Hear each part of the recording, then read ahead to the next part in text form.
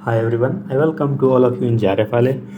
जैसा कि आप लोग को पता है कि यूजी नेट का एग्जाम इसमें चल रहा है और हम लोग इस चैनल पर पेपर 1 के जितने भी PYQs होते हैं उनको देखते हैं। तो अभी हम यहाँ पर देखेंगे जून 2025 में जितने भी तक क्वेश्चन आए हैं जो शिफ्ट 1 में और शिफ्ट 2 में, उन सभी को हम यहाँ पर देखेंगे और उनको एक्सप्लेन करेंगे हिंदी में। तो चलिए अपनी वीडियो को शुरू करते हैं। तो पहला क्वेश्चन है, what is the correct sequence what is the correct sequence of stages of nuclear power plant from start to finish. मतलब कोई भी जो न्यूक्लियर पावर प्लांट होता है उसमें शुरू से लेकर के आखिरी तक के कौन सी स्टेजेस, मतलब सबसे पहले क्या किया जाता है, हमें यहाँ पर ये देखना है।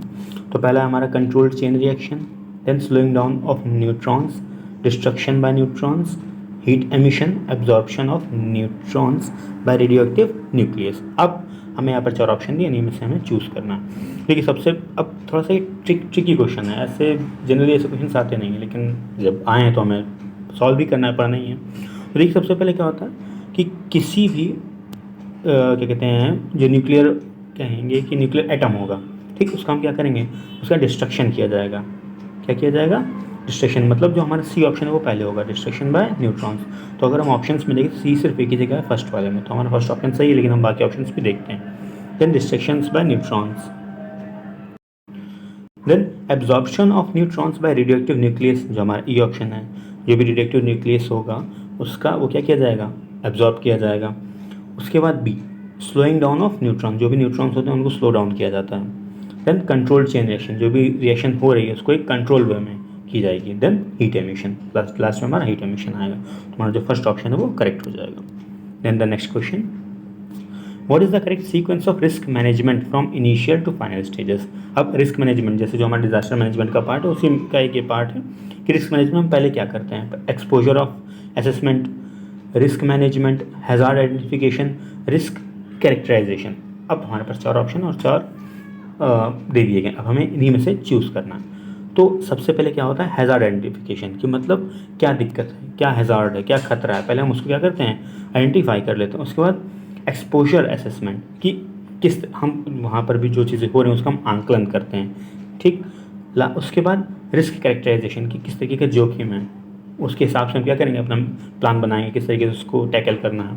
लास्ट में आएगा हमारा रिस्क मैनेजमेंट। तो हमारा पहले क्या होना चाहिए, CADB, तो हमारा जो थर्ड ऑप्शन है वो करेक्ट हो जाएगा। फिर select the correct code based on the following logic. अब ये लॉजिक से क्वेश्चन आया है, ऐसे क्वेश्चन ये समझिए कि बहुत ही अच्छे होते हैं और काफ़ी ज़्यादा नंबर है इसमें आपको मिल जाएंगे। बहुत थोड़ा सा आप इन सभी चीज़ों को अच्छे समझ जाएंगे तो कोई दिक्कत नहीं आती। चलिए हम देखते हैं। All actors are player, some actors are clones, so some clones are player. कह रहे हैं कि सभी अभिनेता खिलाड़ी हैं, कुछ अभिनेता विदूषक हैं, इसीलिए कुछ विदूषक खिलाड़ी हैं। अब हमें यहाँ पर कोड दे दिए गए हैं। First A1 first figure AI, A1A second figure, A11 third figure, IAI fourth figure. अब कौन सा सही है, तो हमारा जो थर्ड ऑप्शन है, थर्ड फिगर, ये यहाँ पर सही होगा। Then the next question, the correct order of profit maximisation strategies of media listed by B लॉटायरे इज। कह रहे हैं कि B लॉटायरे के द्वारा प्रॉफिट मैक्सिमाइजेशन की कौन सी स्ट्रेटेजीज बताई गई हैं मीडिया के अंतर्गत। तो हमारा ऑप्शंस हैं, celebrity, charismatic performance, synergy, planned obsolescence and logic of security. तो अब इनको भी हमको वही करेक्ट ऑर्डर में ही लगाना है, ठीक। और ज़्यादातर क्वेश्चन हमको इसी में देखने को मिलते हैं। तो सबसे पहले होगा हमारा सिनर्जी, तो जहाँ पर सी पहले होगा उसको हम देख लेंगे, तो हमारा एक ही जगह पर सी पहले है। उसके बाद आता है प्लान्ड ऑब्सोलेसेंस, मतलब नियोजित अप्रचलन। उसके बाद आएगा लॉजिक ऑफ सिक्योरिटी, फिर सेलिब्रिटी, फिर कैरिज्मेटिक परफॉर्मेंस। मतलब हमारा जो थर्ड ऑप्शन है वो करेक्ट हो जाएगा। Then the next question, which of the following helps in improving communication. कह रहे हैं कि संचार के सुधार में सहायता करता है। क्या सहायता करता है, ignoring the opinion of others, comprehensible encoding, clarifying the purpose of the message, identifying the needs of the receiver and ignoring the feelings of the receiver. अब क्या क्या सहायता करता है, देखिए अब हमसे कह रहे हैं संचार में कौन कौन सी चीज़ें उसको इम्प्रूव करने में क्या सहायता करता है, ठीक। अब जो भी निगेटिव पॉइंट्स होंगे उन्हें क्या कर देंगे, एलिमिनेट करेंगे। जैसे करें कि ignoring the opinion of other, यानी किसी अदर के जो ओपिनियंस होंगे आप उनको क्या इग्नोर करोगे, बिल्कुल नहीं, तो ये एक निगेटिव पॉइंट हो गया। फिर यहाँ पे कॉम्प्रिहेंसिव वेल इनकोडिंग, बिल्कुल कॉम्प्रिहेंसिवली उसको इनकोड किया जाता है। फिर clarifying the purpose of message, मतलब जो भी मैसेज दिया जा रहा है उसके पर्पस क्या करना है, clarify. Identifying the needs of the receiver, कि जो रिसीवर है उसको किस चीज़ की नीड है उसको आइडेंटिफाई करेंगे।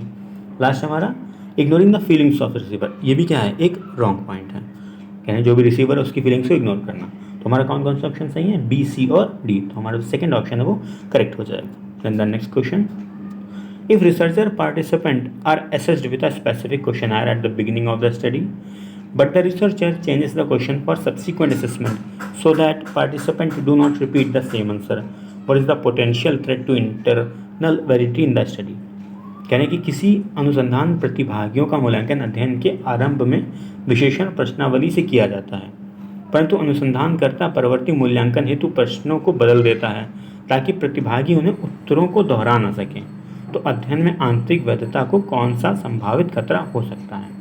तो हमारे ऑप्शंस हैं इंस्ट्रूमेंटेशन, मैच्योरेशन, रिस्पॉन्स डीके और हिस्ट्री। ऐसे समझिए कि कोई एक रिसर्च पार्टिसिपेंट है, ठीक, उसको एक स्पेसिफिक क्वेश्चनर दिया जाता है। अब उस क्वेश्चनर में कुछ क्वेश्चंस रिपीट हो रहे होते हैं, तो जो रिसर्चर है वो उन क्वेश्चंस को हटा देता है जिससे कि वो क्वेश्चंस बार बार रिपीट ना हो, ये क्या एक पोटेंशियल थ्रेट ना बन जाए उसकी इंटरनल वैलिडिटी, उसकी स्टडी की। तो इसका जो आंसर है वो हमारा फर्स्ट हो जाएगा इंस्ट्रूमेंटेशन या फिर माप यंत्रण। आपने क्या किया, पहले ही उसको माप लिया, उसको सही कर दिया। So thank you everyone, please like, share and comment. Thank you.